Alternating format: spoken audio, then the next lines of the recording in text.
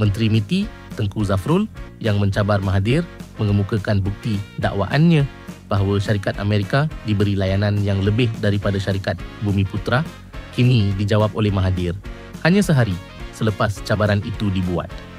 Dalam satu kenyataan, Mahathir memetik beberapa klausa dalam perjanjian Malaysia-US yang menurutnya telah memaksa Malaysia menghapuskan keutamaan bukan komersial termasuk keutamaan Bumiputera dalam kontrak dan perolehan kerajaan.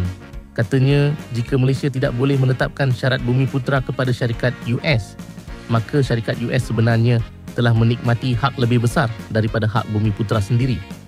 Dalam perkembangan yang sama, Mahathir mendakwa teks asal perjanjian itu berbeza dengan penjelasan awal kerajaan yang mana ia mengandungi konsesi yang meletakkan Malaysia di bawah kawalan Amerika Syarikat. Beliau bahkan mendakwa Perdana Menteri Anwar Ibrahim telah melakukan pengkhianatan dan mendesak tindakan undang-undang diambil.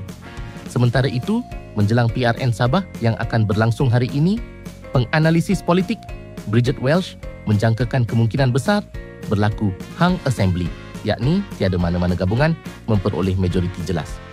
Menurutnya, situasi ini boleh membawa Sabah kembali ke kancah rundingan elit, bukan rakyat Sabah. Sementara itu, pemimpin PN Saifuddin Abdullah berkata pengundi Sabah kini lebih matang dalam membuat pilihan berdasarkan masa depan negeri, yang mana beliau menegaskan bahawa jika PN dipilih, janji-janji yang gagal dilaksanakan kerajaan terdahulu akan ditunaikan oleh PN. Hari ini, pengundi Sabah akan memilih dalam pilihan raya negeri. Keputusan dijangka akan diumumkan oleh SPR malam ini. Kita berharap proses pengundian akan berjalan lancar dan kepada pengundi Sabah, keluarlah beramai-ramai dan laksanakan hak anda. Selamat mengundi.